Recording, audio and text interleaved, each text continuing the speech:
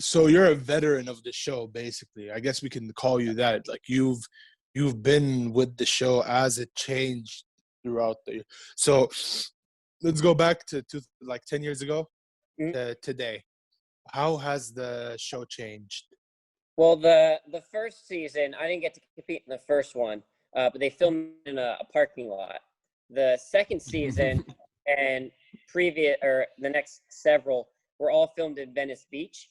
It was outside. It was during the day. It was hot. You stand around most of the time waiting to go, and you had to fly out there. Ninja wouldn't pay your expenses. They would only pay your expenses to go to the finals. So at that point, that was to Japan. So they would pay for that trip to Japan. But for us, we would have to fly out to Venice, find a place to stay, find air travel, and compete if we made it well enough, or come on back home. And then they started doing regions once they made a Vegas instead of a Japan. And so there were several regions around the country where you could compete, so everyone didn't have to go to California, which is great because I lived on the East Coast, not the West Coast, so it was a long trip. And so each year they started picking different cities and try and mix it up and compete in a bunch of different places. Went to visit other people competing because as it got bigger, we couldn't do one central location. There was more than 150 people competing. We ended up having close to 600 per season. Wow. And it grows more and more. I think they had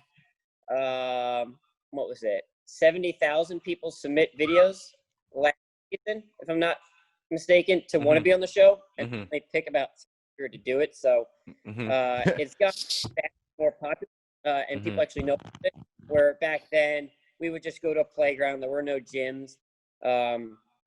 You would build stuff in your backyard or find people on forums, or there'd be like one or two gyms. I was lucky enough to be in New Jersey, which was right where Chris Wilczewski and the Movement Lab were. Chris and Brian were big competitors back then, and we started building this community where we had all the ninjas kind of come in and teach us, and then we had a big competition at the end, which is kind of the start of building this kind of cross-country community of ninjas.